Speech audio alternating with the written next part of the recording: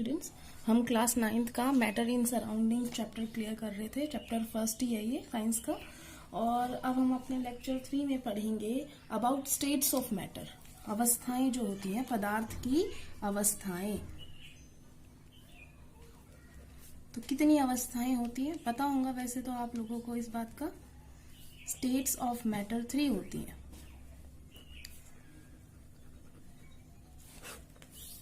एक सॉलिड, जिसे हम हिंदी में ठोस कहते हैं। दूसरा होता है लिक्विड,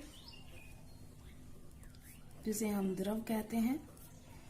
और तीसरा होता है गैसियस, या सिर्फ गैस, हिंदी में इसे गैस ही कहते हैं।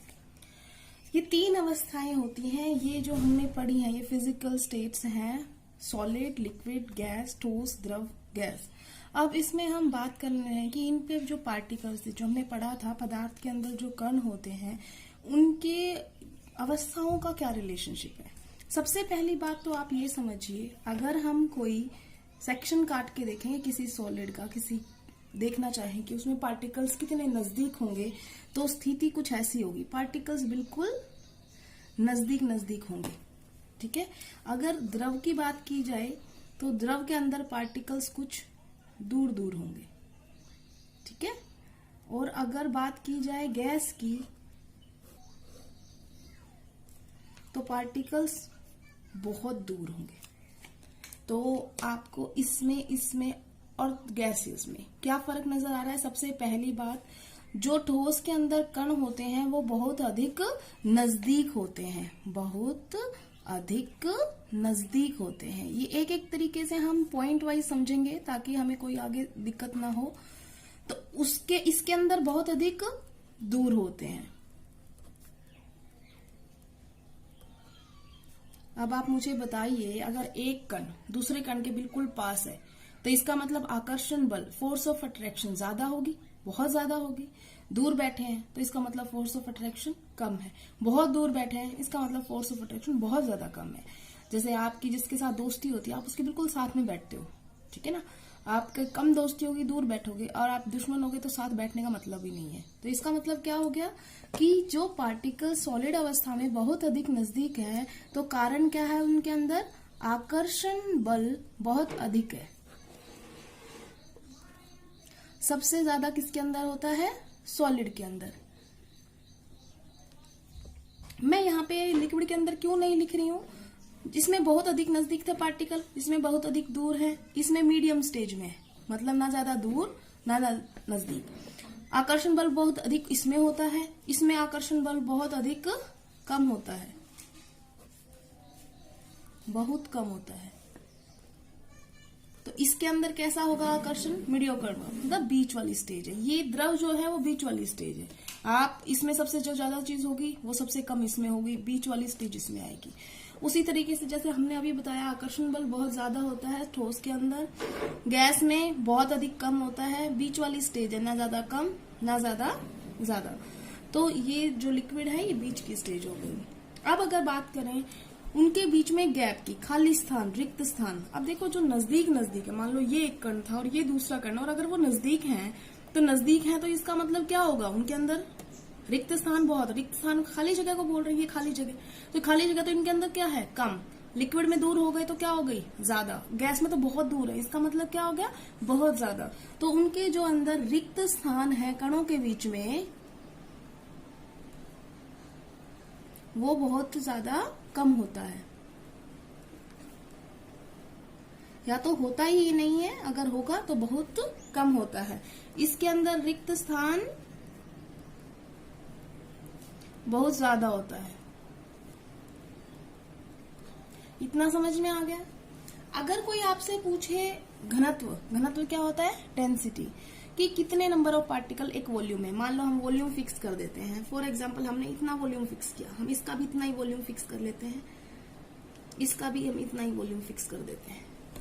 तो हम अगर वॉल्यूम फिक्स कर देंगे तो कितने कण आपको इसमें नजदीक आ रहे हैं, इसमें कितने कण नजर आ रहे हैं आपको, थोड़े ज्यादा हैं, 4 अप्रोक्सीमेट। इसके अंदर एक टच हो रहा है तो 2 मान लो इसको, इसके अंदर एक ही है नजदीक बस। तो इसका मतलब क्या हुआ कि अगर डेंसिटी मानी जाए, डेंसिटी क्या, एक तरीके से अगर आपको नई बात समझ में आई तो आप ये समझ लो, जैसे आपकी क्लास में 30 स्टूडेंट्स हैं और आपका क्लासरूम अलॉट कर रखा है आपको, 30 स्टूडेंट्स एक दिन आए, 30 के 30 आ गए, तो डेंसिटी उस दिन क्या है, मैक्सिमम, क्योंकि 30 स्टूडेंट्स है, सारे के सारे प्रेजेंट है। एक दिन सिर्फ एक बच्चा आया, बाकी सारे छुट्टी पे मास बंक कर लिया क्लास में, अब उस दिन डेंसिटी सबसे कम हो गई। और एक दिन क्या हुआ, 2-3 बच्चे एब्सेंट थे, तो इसका मतलब ये समझ लो अगर 3 बच्चे एब्सेंट थे तो 27 बच्चे प्रेजेंट थे उस क्लासरूम में। तो अब बताओ घनत्व सबसे ज्यादा, डेंसिटी सबसे ज्यादा किसमें थी, जिस दिन पूरे प्रेजेंट थे, ज्यादा बच्चे थे पर्टिकुलर कमरे में, इसमें बिल्कुल कम बच्चे थे उस पर्टिकुलर कमरे में, इसमें बीच वाली स्टेज थी।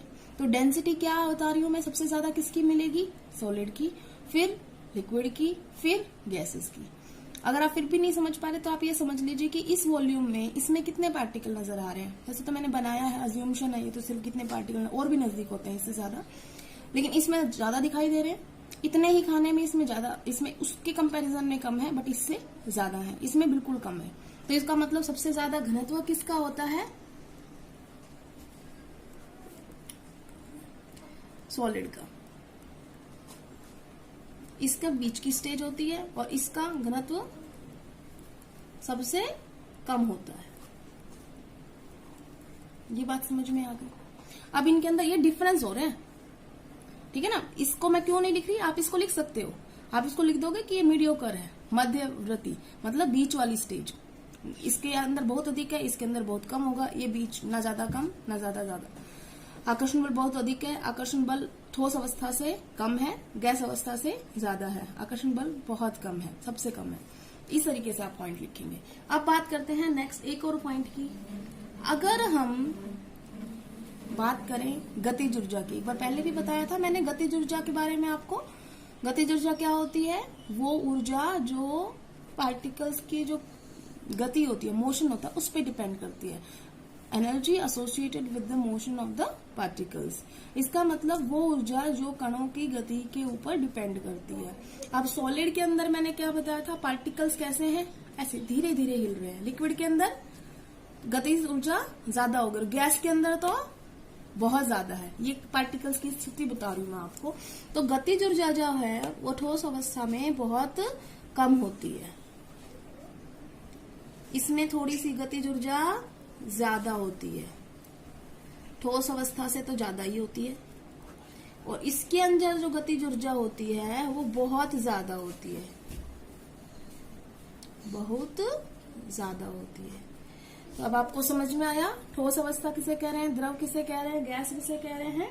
तो अब ये वाली बातें तो हो गई इनकी, क्या क्या कणों के बीच में रिलेशनशिप है। इसमें कुछ गुण भी होते हैं, जैसे सॉलिड जो गुण दिखा रहा है वो लिक्विड नहीं दिखा रहा। अगर गुणों की बात करें तो चलो मैं जैसे गुण की बात करती हूँ। एक होती है दृढ़ता, रिजिडिटी। रिजिडिटी को हिंदी में बोलते हैं दृढ़ता, ये मैं गुण बता रही हूँ आपको, ठीक है।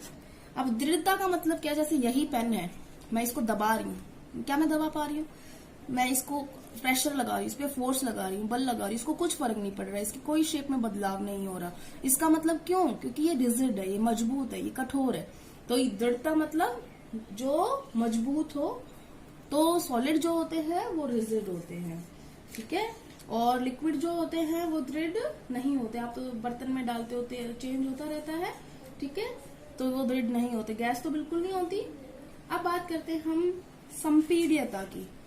संपीड्यता क्या होता है, संपीड्यता गुण होती है जिसके अंदर जब हम बाहर से, जैसे मान लीजिए प्रेशर मैंने इसमें प्रेशर लगाया, ठीक है ना, बाहर से बहुत ज्यादा प्रेशर लगा रही हूँ, लेकिन फिर भी ये अपने आकार को बनाए रख पा रही है। मेरे बाहर से बल लगाने के बावजूद भी इसके आकार में कोई चेंज नहीं आया, तो इसे क्या कहते हैं हम, संपीड्यता कहते हैं। कि उसके अंदर जिसमें बदलाव आ जाए वो संपीड्यता दिखाता है, इसने बदलाव नहीं किया तो ये संपीड्यता नहीं दिखाता। इसका मतलब यहाँ पर संपीड्यता नहीं होती, इसके अंदर संपीड्यता नहीं होती। इसके अंदर संपीड्यता होती है कि नहीं होती है, ठीक है ना, आकार बदलता है। उसके बाद गैसों के अंदर संपीड्यता, दबाव लगाने हो तो दब जाती है ना, तो इसका मतलब इनके अंदर संपीड्यता होती है, इसमें दृढ़ता होती है सॉलिड में, इसमें दृढ़ता नहीं होती, इसमें दृढ़ता नहीं होती। ये हम गुणों को स्टडी कर रहे हैं। उसके बाद बात करते हैं अगर विसरण की। एक होता है विसरण, डिफ्यूजन। डिफ्यूजन मतलब पार्टिकल्स का आपस में मिक्स होना, ठीक है। तो विसरण जो होता है, ठोस पदार्थ दूसरे ठोस पदार्थ में विसरित नहीं होते, क्योंकि अगर विसरित होते तो मान लो विसरण का मतलब क्या है, ये एक चीज है ठोस अवस्था में है, ये एक चीज है ठोस अवस्था में है, मैं बिल्कुल इनको पास रख रही हूँ, क्या आप थोड़ी देर के बाद इनके बीच में कुछ हो जाएगा जिसकी वजह से ये कभी खुलेगा ही नहीं, या एक जैसे बन जाएंगे या मिल जाएंगे? ये नहीं होता ना कभी भी। ये दोनों हम सेपरेट जब चाहें तब कर सकते हैं। इसका मतलब इसके गुण इसी के पास रहेंगे, इसके गुण इसके पास रहेंगे, इसके कोई कण इसके पास नहीं आए, इसके कोई कण इसके पास नहीं आए। इसका मतलब इनके अंदर विसरण नहीं होता। विसरण क्या होता है? आपस में कणों का आपस में मिल जाना। उसके बाद अब इसकी बात करें, क्या इसमें विसरण होता है? तो मैं कहूंगी हाँ, द्रव अवस्था में विसरण होता है, ठीक है ना। ठोस का ठोस में विसरण नहीं होता, लेकिन हाँ अगर किसी ठोस को हम द्रव में डाल दें, जैसे चीनी ठोस अवस्था है, उसको पानी में डाल देंगे तो घुल जाएगी, तो विसरण हो जाएगा, लेकिन ठोस का ठोस के साथ नहीं होगा। लिक्विड दूसरे लिक्विड में हो जाएगा, जैसे आपने शाही ली, पानी लिया, दोनों मिला दिए तो विसरण हो गया। इसमें भी विसरण हो जाता है, ठीक है। अब इसकी बात करते हैं फ्लूइडिटी, बहाव। सॉलिड के अंदर बहाव नहीं होता। आप सॉलिड को रख दो, क्या ये बह जाएगा? नहीं बहेगा, बहाव नहीं होता। फ्लूइडिटी, इसको बेटा इंग्लिश में बोलते हैं फ्लूइडिटी। विसरण को बेटा इंग्लिश में बोलते हैं डिफ्यूजन। और संपीड्यता का भी नहीं बताया था ना, संपीड्यता को इंग्लिश में बोलते हैं कंप्रेसिबिलिटी, ठीक है। दृढ़ता बता दिया था, रिजिडिटी होती है, संपीड्यता कंप्रेसिबिलिटी, विसरण डिफ्यूजन और फ्लूइडिटी बहाव। ठोस अवस्था में बहाव नहीं होता, वो फ्लूइडिटी नहीं दिखाते, ठोस कभी भी नहीं बहते, ठीक है। अब इसकी बात करें अगर लिक्विड की, तो लिक्विड जो होते हैं वो बहते हैं। आप पानी को रख दो, बहता है कि नहीं बहता है? बहता है। इसका मतलब इनके अंदर फ्लूइडिटी होती है, ठीक है ना, बहाव की क्षमता इनके अंदर होती है। और इसी तरीके से गैसों के अंदर भी, आप गैस को स्प्रे कर दो कहीं पर भी, वो सारी तरफ आ जाएगी ना, चारों दिशाओं में बहती है, तो बहाव इसके अंदर होता है। अब हम अगर आपसे कोई ये पूछे कि हमें तो सॉलिड की आप डेफिनेशन दो, हमें गुणों से कोई मतलब नहीं है, तो ठीक है, हम सॉलिड की डेफिनेशन दे रहे हैं। तो पहले तो बात बताओ, ये क्या है? पदार्थ की एक अवस्था है। ये पदार्थ की वो अवस्था है जो अपना निश्चित ही आकार रखती है और निश्चित ही आयतन रखती है। क्या बोला मैंने? निश्चित होता है इनका आकार व आयतन। इसका मतलब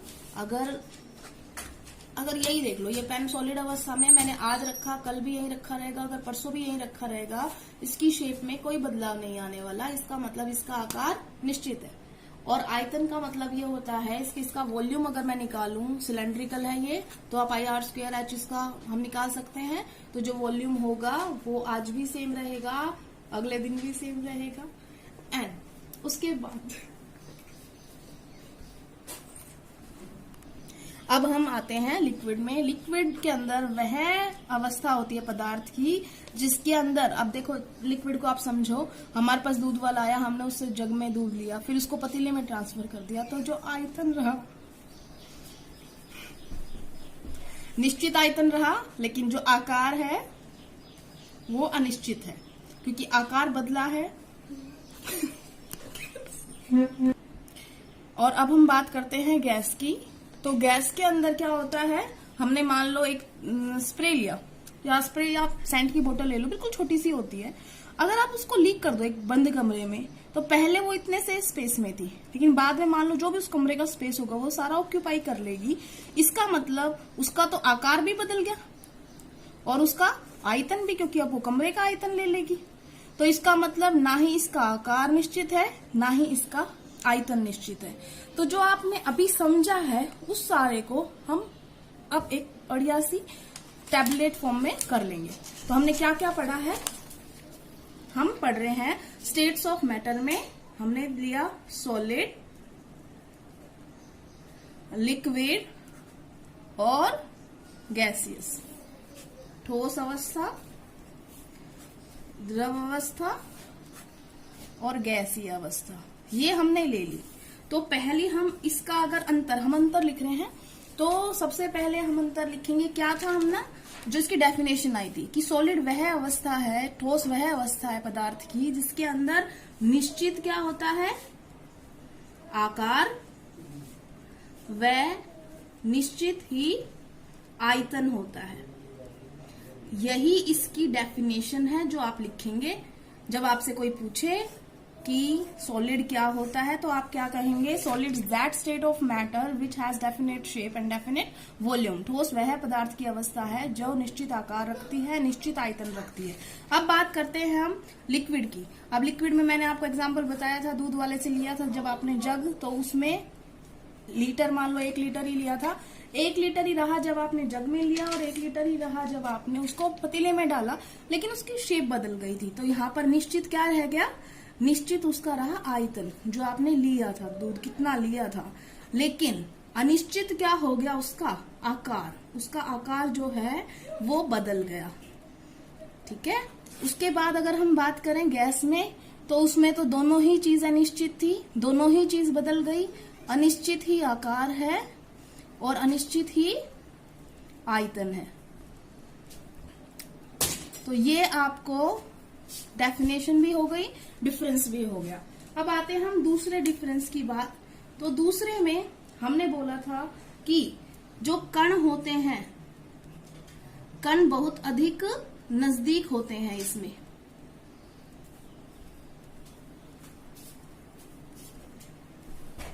बेटा मैं सिर्फ इतना लिख रही हूं, आपने पूरा लिखना है कि ठोस अवस्था में कण बहुत अधिक नजदीक होते हैं। ठीक है, पूरी लाइन लिखनी है। ऐसे ही आप इसका लिखोगे जब इसमें जो कण होते हैं वो बहुत अधिक दूर होते हैं।